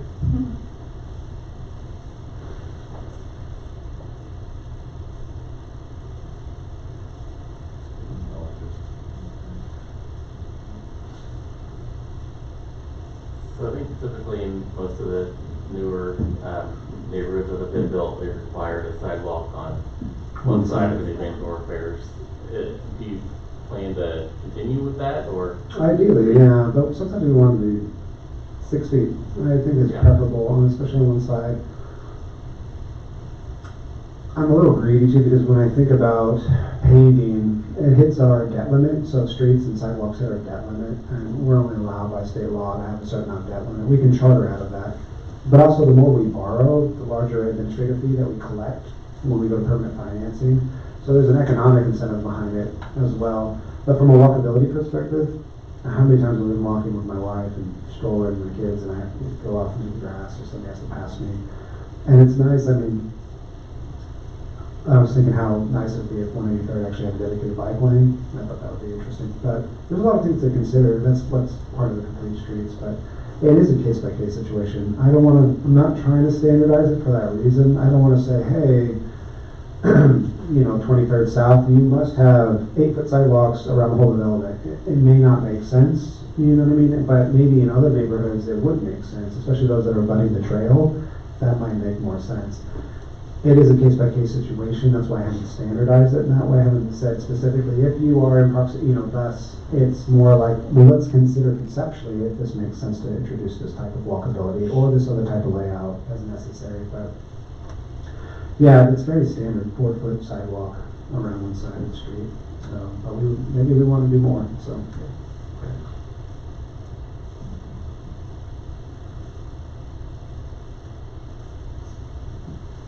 I'll make a motion to approve the modifications to Article 12.131.1B as it pertains to the introduction of sidewalks in new development. Second. All in favor? Aye. Aye. Any opposed? Very good. Well, old business there is none, new business there is none. I will go to the staff report. So, I know we're talking about zoning and development and growth and everything else, so there's a lot of questions that have been coming up. I did reach out to a realtor asking for MLS data. They have not got back to me yet. They did email me saying, hey, what are you looking for specifically? And I sent them an Excel sheet saying what I want. I know some of the commissioners, especially Commissioner Hayden, has asked for more data as pertains to renters versus owners, and so I'm trying to get as much data as I possibly can, compile it, and then continue the ongoing research as things and markets change. This is interesting data. So what I took is, we get parcel data, and the parcel is just, it's tax data basically from the county. So it's your lot, and then data as pertains to your lot. So we get it every 3 months from the county. So it's good data. It's very reliable data, generally speaking. And so what we can do is we can extrapolate that and parse it out in our software that we have. And so I took all of the single-family, detached, traditional housing that's built. Obviously you can see over here that Maple Tree doesn't have anything. This is Evening Shade right over there. But, the ones that haven't been built yet, they're not going to have anything. But so I took all the single-family detached housing that's built, and I said, okay, is the data that the county gave me, does the owner's address that's on that data record match the address of the house that's built? And if it doesn't, well, one, it could be a P.O. box, so I stripped out all the P.O. boxes. But if it's not a P.O. box, then, I said, well, theoretically, if the owner's address is, for example, California, it's probably rental property. If the owner's address is, in the Seasons, but the house is in St. Andrews, maybe it's a rental property. And so what I did is I said, okay, in theory, the yellows could be rental properties if the house's address does not match the owner's address. But if it does, then I consider it an owner property, and so then I marked it blue. So yellow is rental, blue blue is owner for single-family detached. And as you can see here, Trails End, there's a high concentration of single-family detached. That's just rental properties, which is generally kind of what we expected. But we're also seeing that it's starting to percolate a lot. And what I noticed is that as you tabulate all this, about 18% of all single-family detached housing is a rental property, based on this data, with some discrepancy in there, accounting for error, but 18%. So almost, we can almost say about 1 in 5 houses that are single-family detached are rental properties. You know, the hope is that as you introduce more rental properties, that the owner-occupied traditional properties would stay open on the market, and then people would be able to buy them. But you know, you never really know. People can do whatever they want with their property.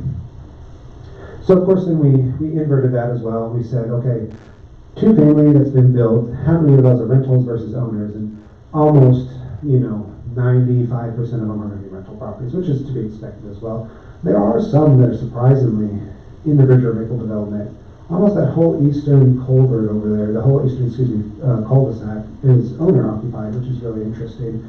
But also what's really interesting is that the county considers these, that's why they're not popping up. So these are twin homes. You see how they don't pop up on the 2-family, but they pop up on the single-family? That's really interesting because the county is classifying half of the duplex, twin home, as not single-family attached. They're classifying it as single-family detached. So that's a classification error on the part of the county. But what's interesting is that regardless of its classification, whether or not you want to classify as single-family versus 2-family, technically it should be 2-family, but single-family attached, not single-family detached. You still see that there's still a high renter, but then it comes as you curve on those twin homes, they're all owner-occupied, almost right up as you head on the east side here. And these are all twin homes up here, as it curves all the way up here to the north. So the twin homes have a higher percentage of owner-occupied than the duplexes do, which is interesting to look at. Because when you look over here, it's like I said, it's about 3 to 5% are owner-occupied. But the twin homes, almost 47, 48, almost 50% is owner-occupied, which is really interesting. This is our subdivision map, which I send out periodically. I have updated it, and I will show you this blue table. I will blow it up so you guys can take a look at it. We have 16 active residential developments that are listed. Here's the legend, so you can kind of identify it, and they're obviously included in your report. They have the breakdown of land use, so let's say 167 will have single family and 2-family. And then how many buildings, which I say buildings instead of lots because potentially you could have multiple buildings on one lot. So I say buildings instead of lots on this particular layout. And then the number of units, and the number of people, and then what stage it's at, and then how many permits have been pulled, and then how many have a certificate of occupancy, and of that certificate of occupancy, of the permits that have been pulled, what's that percentage? And so you can kind of tabulate that. So I blew it up over here so you guys can take a look at that. And it is in your report as well. Like I said, we have 16 active developments. Most of them are in the infrastructure, not most of them, excuse me. Some of the more recent ones are in the infrastructure stage still. We're still trying to work through that. Entitlements, obviously, we have the reserves at Meadows 25. That's the apartment complex that's behind Walmart. Villas at Pleasant Ridge Creek, that's in the infrastructure stage. We just did that recently. Most of them have moved past entitlement though. That's the last entitlement one. The rest of them are in infrastructure. I mean, something's being placed in the ground, so they don't have any permits pulled yet because you have to have a paved road before you can have a building permit. But of that, you can see the percentages over here that the permits have been pulled. And of the permits that have been pulled, what's the percentage that have been issued a certificate of occupancy? So, and then we tabulated over here, combined the total of them. How many single family, how many duplexes, twin homes, how many multifamily care centers, how many units, number of people, building permits, certificate of occupancy, percentage of permits pulled, and percentage of certificate of occupancy out of that. And so they're tracking pretty well. I mean, in terms of permits pulled, out of all the platted duplexes and twin homes, about 1 in 3. So 1 in 3, about 31% have been pulled. And then of that, 71% have gotten a certificate of occupancy. And then about 20% for permits have been pulled for the single family. And then of those, 7%, roughly almost exactly the same as duplex, have a certificate of occupancy. So we're getting a high certificate of occupancy. People are building and they're getting finalized, which is always good. But that is it, like I said, I'm reaching out for MLS data, and as soon as I get it, I'll try to present more data for you guys, so you can kind of see how things progress. But that is it for me. Planning Commissioner comments. Just start down here, not. I know.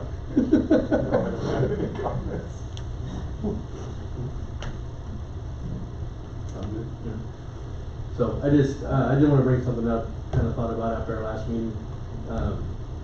There seems to be, when we have some contentious items, that the citizens have a lot of questions.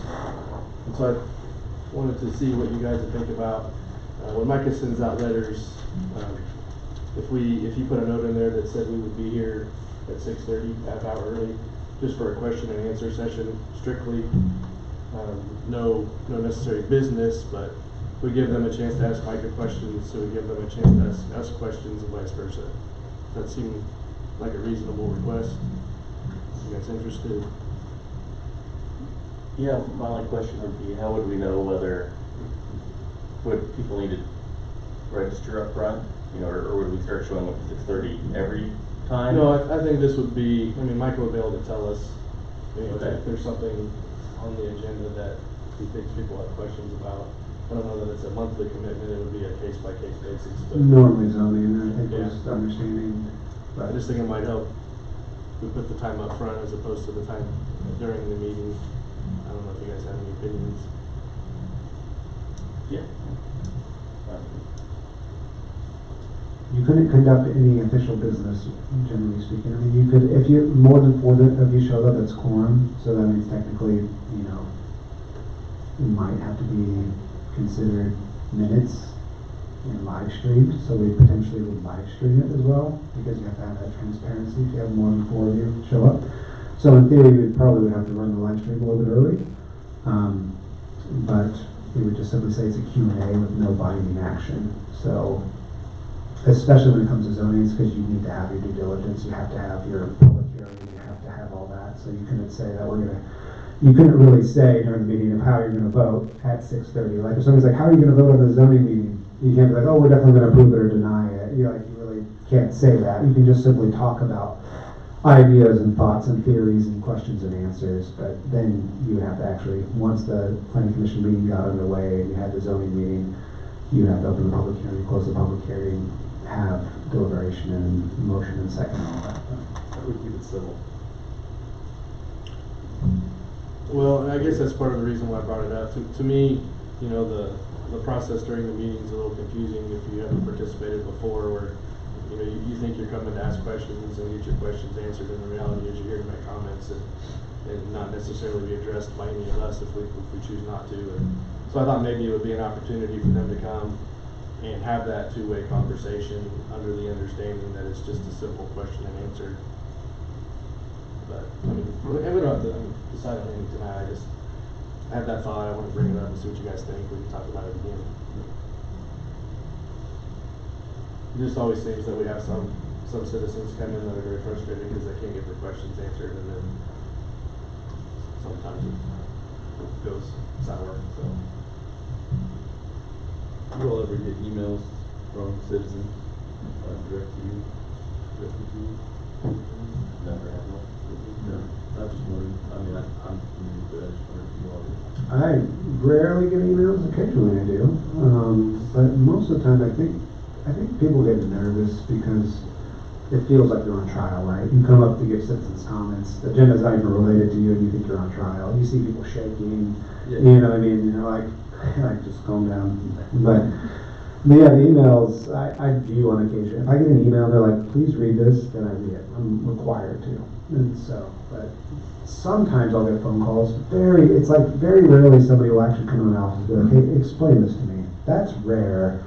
Sometimes after that it's like phone call. After that it's email. Most people just show up and they go, I have a lot of questions. Here you guys go. Here's all my questions. And you know, I can't answer any of those. And so Yeah. I think that's where Chair Coyne kind of came up with that idea. I don't really understand the order of operation where we have people that can come up at the beginning. Like, Citizens' comments. yeah, they're commenting on a certain subject that's going to be later in the meeting. Mhm. It's kind of an odd. It's kind of odd. I get that. Yeah, I did publish it in the newspaper, and I confirmed with the Times Sentinel that you guys will be looking at changing the layout of the agenda in December. It'll have to go to City Council for final approval, but I did confirm with the Times Sentinel it was published, and so I have to wait 20 days, of course, and so you guys will see it in December, but you would consider it would be old business, new business, then zoning. Is that the way the new layout would be instead of zoning, old business, new business? So you'd be old business, like anything you talked about in the past that had been tabled would be old business, you talk about that first, then new business, and then you have zoning. Well, I think there's some confusion about opening it up at the beginning for citizens' comments. Yes. They don't know if they're gonna have the opportunity to talk on that subject again. It's kind of, Sure. it's kind of duplicating things in a, Yeah, and sometimes I tell people, hey, we're gonna have an agenda item. If you're here for the zoning meeting, in theory, we'll have a public hearing for that, in which you can speak your piece during that time. I think legally speaking, I don't know, I have to check with the attorney, but are you saying you don't wanna have citizens' comments, or? I mean, maybe they're general,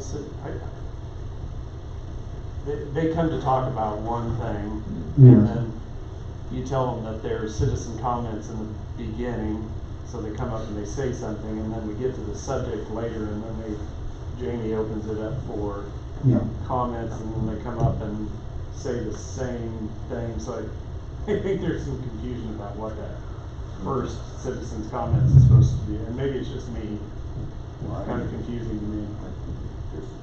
I don't think they understand how the format, and I can get that, because I wouldn't understand if I were from it, and everything. Right. I guess that's part of my thought of having this question and answer. And I think it's probably worth a try, and see how it goes, but my concern is, because someone who's so passionate about what they perceive that's going on, that I think Fred will have to be kind of strict about making sure that stays mellow. Okay. Yeah. That's a fair. So you would call it like open forum for 30 minutes prior to Yes. the planning commission meeting? Yes. Mm-hmm. And the idea would be to lay that out at the beginning. It's simply a question On and answer. record, it's on record. It would have to be a forum, yeah. a Q&A prior to the planning. With the goal of making the meeting portion more like what you're thinking, more consistent, less, More direct. More direct. They've had a chance to ask their questions. Now they can. We can't keep them from making their comments as well, but. No, we wouldn't want to. What would we, as part of that 30 minutes prior, would we go through kind of explain how this works? As part of We could. We certainly could. That would help, because I think the more they hear that. I agree, 100%. So I'm game for trying. Okay. And again, we can talk about this next one. We don't have to decide tonight. I just want to throw it out there. Think about it, see what the positives and negatives, and I guess we're trying. Okay. And then are you willing to be the caller of that meeting if it's necessary? Yes, absolutely. I'll try to give you guys advance notice. I usually try to do anyway, and let you know where your windbreakers and all that good stuff, in advance. But yeah, most people don't care what's happening in the city. I say this all the time. They don't really care what's happening in the city unless they hit a pothole, like that they call public works, right? They just want to go to work, show up, go to bed, and come home. But zoning is different because state law requires us to send out letters. You get a letter from the city, and you're like, I already paid my water bill. What's this for? You open it up, and you're like, a zoning meeting? Where is this? What's happening? Then you go to your neighbor, and the neighbor's like, I got the same letter. And then all of a sudden, you have 30, 40, 50 people show up. And that's different, right? I mean, you can see nobody cares about policy and regulation. That's so, it's very difficult for somebody to be like, I really want to engage and understand zoning regulation. You know what I mean? It's like, nobody really wants to do that. But when it comes to rezoning, well, what's happening? What's happening next door? Now I have a letter from the city saying if I want to talk about it, I should show up. And so here I am showing up. My neighbor's telling me it's going to be the worst thing in the world. I don't know what it is, but they said it's pretty bad. They know what they're talking about, so I'm going to show up. And so, yeah, I can certainly, inform you guys if it's going to be contentious. Like I said, try to. Anytime there's a rezoning, it's generally going to be contentious. So you could just somebody's going to get a letter. It's rare that it's not. And we'll certainly give the parameters you know, hey, everybody, welcome to the Q&A. You will only be allowed a certain amount of time, because you can't have one person just dominate the whole meeting for 30 minutes. So we'll be like, hey, we'll give you 30 minutes, or sorry, 3 minutes to kind of talk, give your opinion and whatnot, and ask some general questions, we'll answer it, and I'll time it, so a dialogue, and then the buzzer will go off. All right, thank you. Anybody else want to have a dialogue? We can ask some general questions, and timer will go off. And once it's 7 o'clock, though, we would have to go. Guys, at 7 o'clock, we are now going to conduct official business of the city, and we'd have to move forward. We should time our responses then too. If we're gonna time the question through this, we should time how long we spend, so we don't spend 20 minutes answering one question. Basically, I would hit the timer and give them 3 minutes to ask a question and for you to respond, you know, so they would have to ask their question fast. And then the answer would be hopefully equally as fast to give people time to cycle through. It's very possible 30 minutes, if a zoning case comes up, you're not gonna be able to go through 60 people's Q&A in 30 minutes. And as we talk, we can push it up to a longer time if we feel it's necessary, but I just don't want to commit to an hour and have 2 people here that have 3 questions and be done in 10 minutes, so. Yeah, if it was contentious enough and you guys agreed, so you would have to agree in advance that you wanted to have a 30-minute Q&A before the meeting starts, and so I would kind of get a pulse to make sure everybody's okay with that, and then I would send out the notice. But I would also let everybody know that, hey, you have 30 minutes and that the meeting will open, the Q&A will open at 6:30, and so we can even have Danny would be able to put it on Facebook, and so she can say, hey guys, we have a Q&A, 30 minutes, and that's, you know, if you have any questions. Thank you.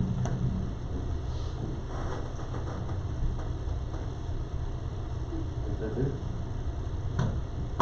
Well, last planning commission meeting of the year will be December 8th, 7 o'clock. Are you scheduling a rezoning, you're gonna be on? No, I don't, there's potentially one rezoning coming up, but we haven't got any paperwork for it yet, so. But it's, You did that last year, yep. I did, yeah, occasionally. Fabulous. Just want to see if you guys are listening.